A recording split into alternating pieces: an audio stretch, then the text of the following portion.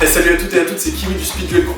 On se retrouve aujourd'hui pour une vidéo que j'avais envie de faire depuis un long moment. Ça y est, les deux nouveaux decks de structure Speed Duel sont disponibles. Le Mage du Millennium et les Cauchemars Tordus. On va enfin pouvoir rejouer avec des cartes en Speed Duel. Alors on avait le détail de ces decks depuis quelques temps déjà. On a d'ailleurs fait une vidéo avec Arix où on analyse toutes les cartes. Je vous laisse le lien en fiche au-dessus de ma tête. Et là on va avoir les cartes et les compétences entre les mains et ça c'est trop cool. Je remercie la boutique Omega à Périgueux qui nous a fourni les decks en avance pour qu'on puisse vous proposer cette vidéo le jour de la sortie. Donc si vous avez des achats à faire en Speed Duel ou en Master Duel, n'hésitez pas à aller sur leur site. Ils sont très pros, ils envoient les produits rapidement, il n'y a aucun souci. Donc n'hésitez pas, c'est en description. Alors dans cette vidéo, je ne reviendrai pas en détail sur chaque carte. Pour ça, je vous invite à aller voir la vidéo qu'on a fait avec Arix à ce sujet. Mais on va quand même s'ouvrir ça ensemble. C'est parti!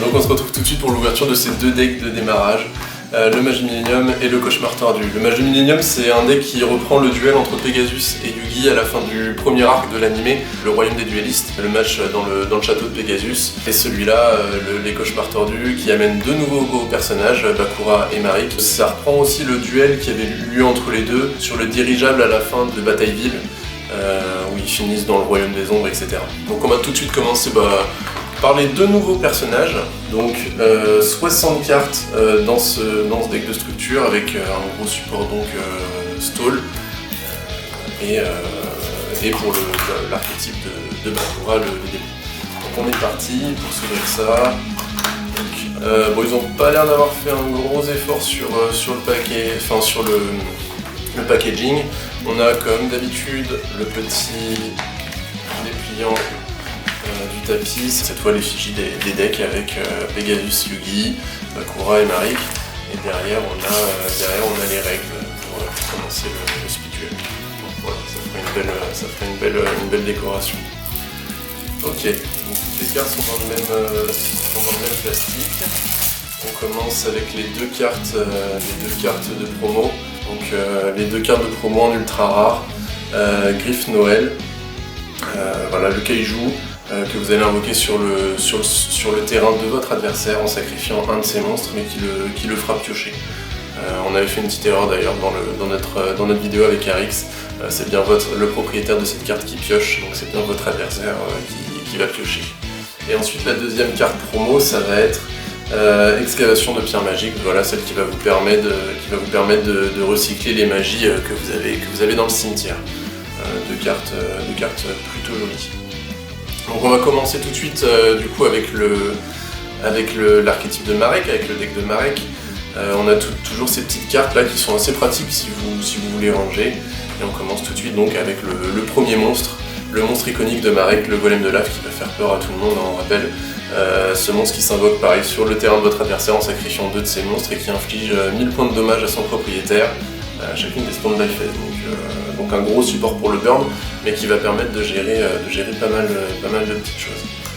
Voilà, ensuite on a les monstres normaux qui doivent être réédités de l'OCG, ceux-là. Voilà, pas forcément très puissant dans la méta, peut-être celui-là avec ses 1500 d'attaque, monstre normal, ça peut toujours servir de charger, mais il y aura forcément beaucoup mieux.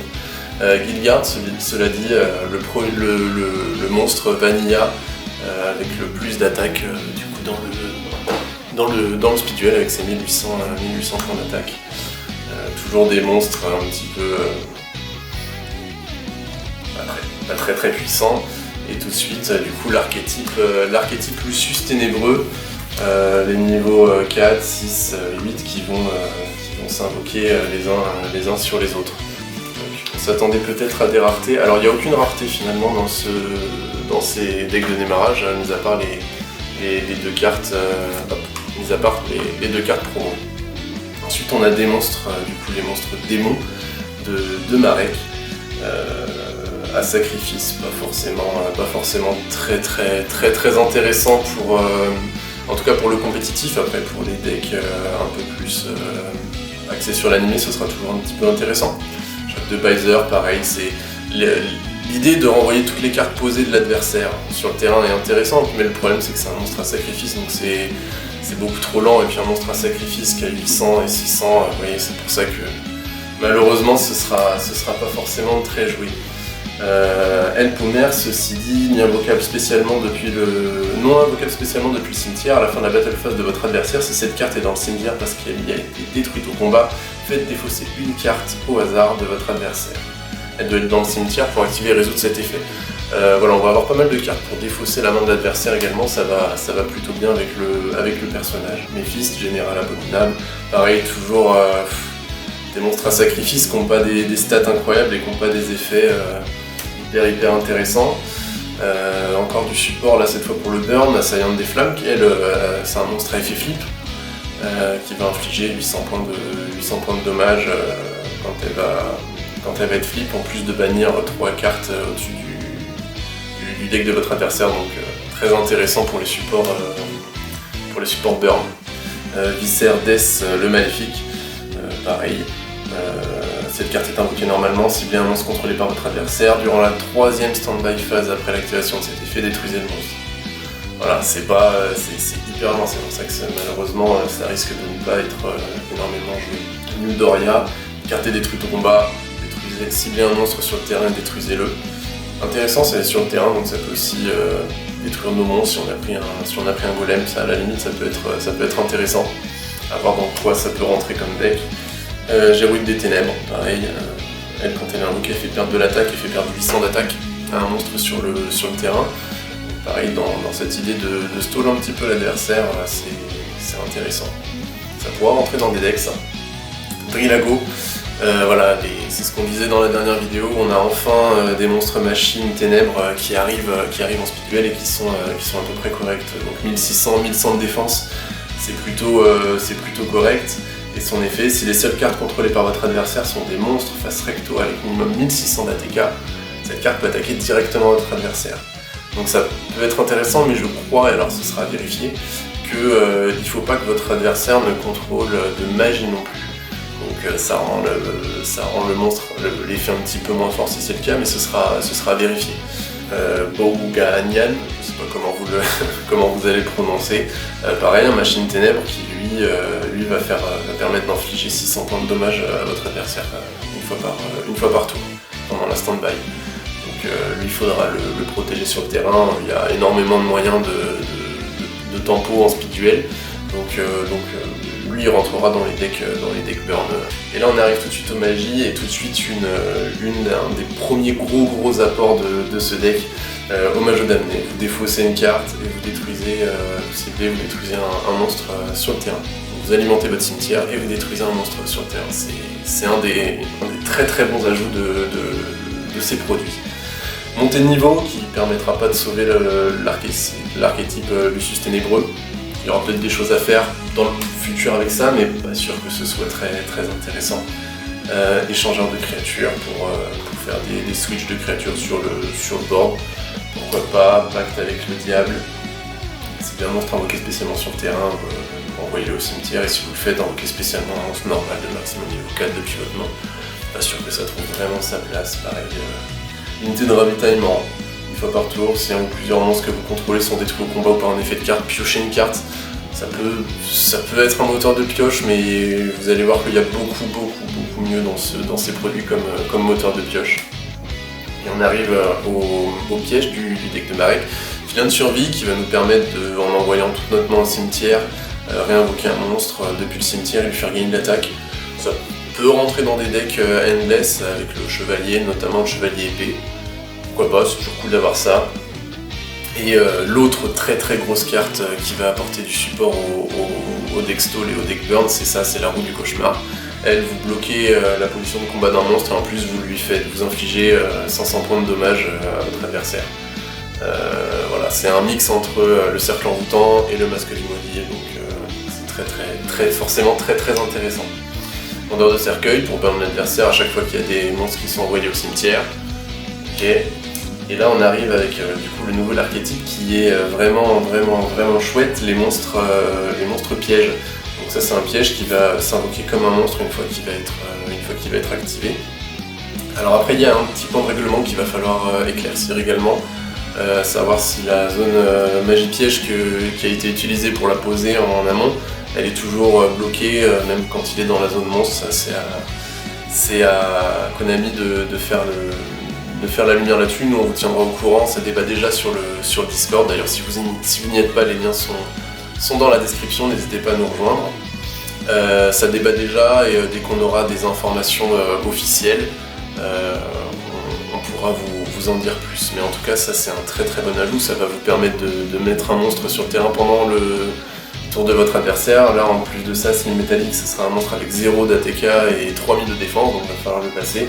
Et vous allez en plus pouvoir le sacrifier pour invoquer vos propres monstres derrière, donc c'est évidemment très très intéressant. Ensuite, ce rugissement d'orgueil, on avait vu que c'était pas le meilleur moyen de tempo, mais bon, toujours cool.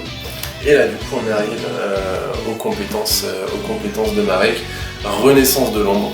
Activez cette compétence durant votre main phase. Une fois par duel, vous pouvez payer la moitié de vos points de vie et invoquer spécialement un monstre depuis l'un des cimetières, mais votre adversaire ne reçoit aucun dommage de combat ce tour. Donc ça peut être vachement cool d'aller taxer le cimetière adverse ou de réinvoquer un gros monstre à nous pour finir un combat.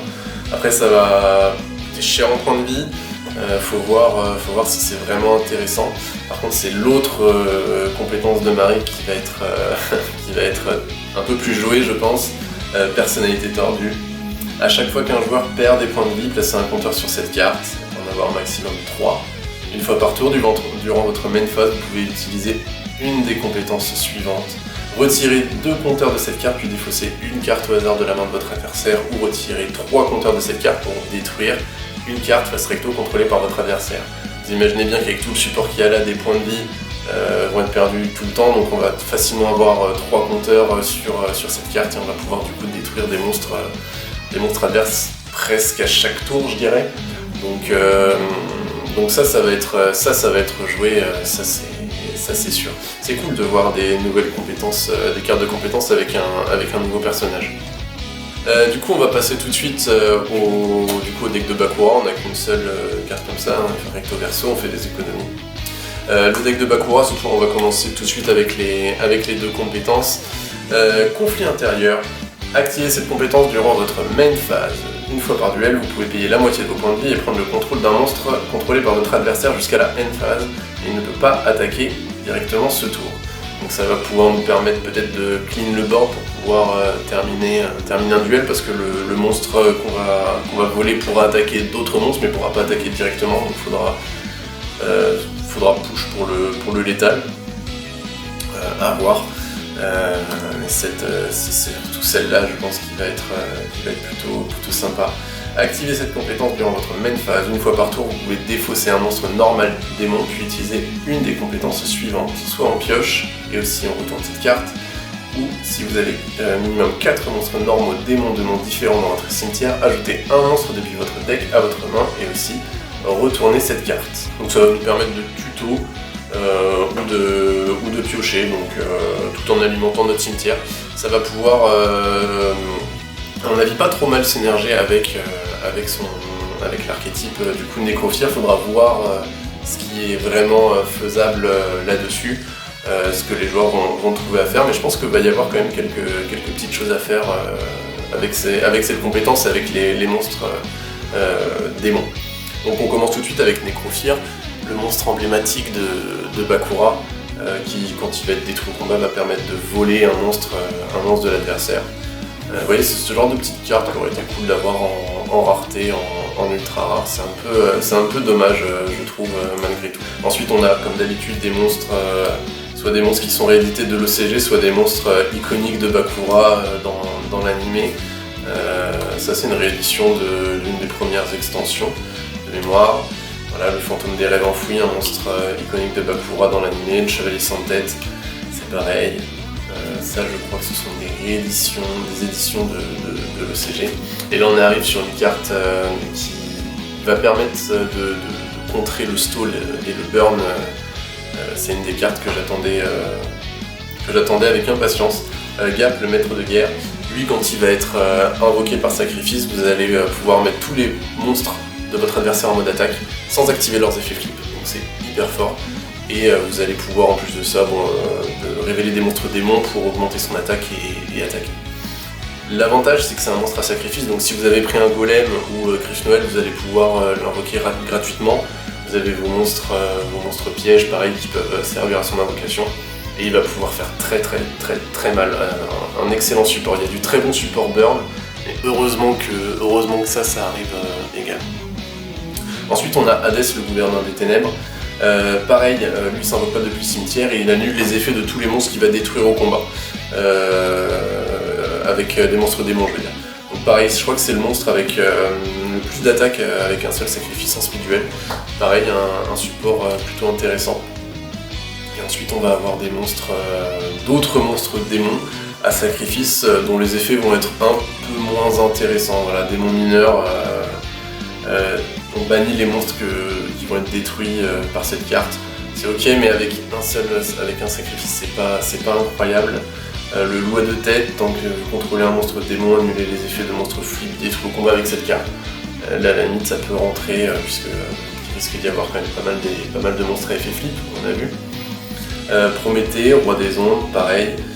Si cette carte invoquée normalement, bannissez un monstre ténèbres depuis votre cimetière et si vous le faites, elle gagne une attaque, elle gagne 400 d'attaque jusqu'à la fin du tour, donc ça va coûter assez cher pour pas grand chose, pas sûr que ce soit très rentable.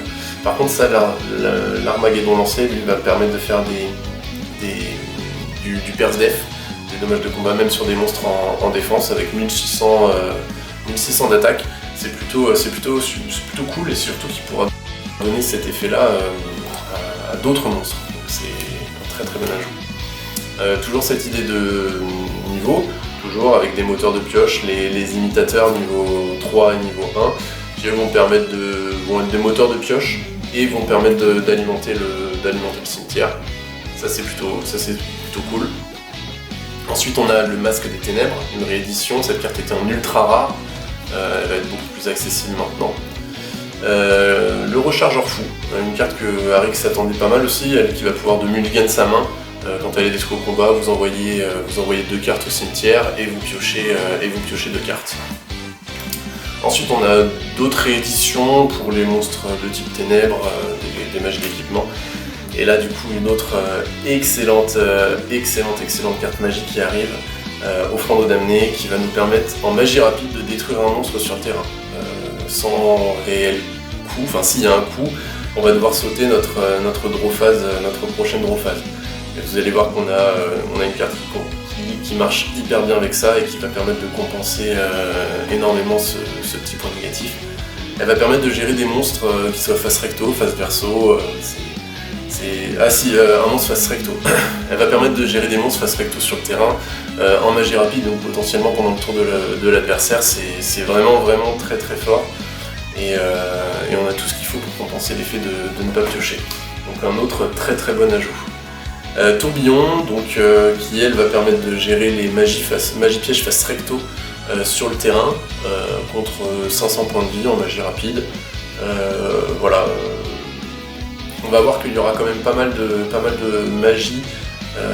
Le support toon par exemple reçoit beaucoup de support, donc ça pourra permettre de gérer un monde des toons assez facilement. Donc pourquoi pas. Éruption des ténèbres qui permet de recycler les monstres ténèbres du cimetière. Voile des ténèbres pour le deck de Nécrophir, toujours on alimente le cimetière. Et là voilà, cette carte là qui va arriver dans beaucoup de decks, le meilleur moteur de pioche en speed duel je pense maintenant. Invitation des ténèbres, vous piochez 2 et vous bannissez un monstre ténèbres. Donc, piocher 2, on sait à quel point c'est fort dans Yu-Gi-Oh! Dans Speed Duel, avec seulement 20 cartes dans le deck, c'est beaucoup trop fort. C'est vraiment un des meilleurs ajouts de ce produit. Ensuite on a les ténèbres absorbants, pas sûr qu'on le voit énormément. Et là un autre gros support pour le burn et le stall, le Spectrosoma, toujours ce monstre piège qui s'invoque. Lui quand il a 1800 d'ATK, donc c'est pas dégueu. Et en plus de ça, quand il est détruit au combat, il va infliger des dommages d'effet au point de vue de notre adversaire égaux à l'attaque qu'avait le monstre qu'il a détruit au combat. Donc on n'aura pas envie de taper dessus n'importe comment. Heureusement qu'il n'a que 500 de défense, mais c'est vraiment pareil, un gros support burn. Charité de l'homme ordinaire, une réédition. et point de contrôle inflexible. Une réédition d'une Ultra qui était dans la deuxième ou troisième extension et qui est un des meilleurs moyens de gérer le paradis, donc c'est très cool de la revoir en commune dans ce deck de structure. Voilà, on a fait l'ouverture du deck des cauchemars tordus. Je vais peut-être faire dans une autre vidéo le deck du match du Millennium, sinon la vidéo va durer 40 minutes, je vois qu'on est déjà à 20 minutes. Voilà, donc n'hésitez pas à nous dire ce que vous pensez de tout ça dans les commentaires. Je vous rappelle qu'on est sur Discord, on est également sur Instagram, on vous laisse les liens en description. On est déjà tous en train de réfléchir à ce qu'on va build, ce qu'on va monter comme deck avec tout ça. Donc si vous aimez le speed duel et que vous avez envie de trouver des joueurs, n'hésitez pas à nous rejoindre, vraiment la communauté est assez active. Je remercie encore une fois Omega qui nous a fourni ces decks et on se retrouve très rapidement pour de nouvelles vidéos. C'était Kiwi, ciao!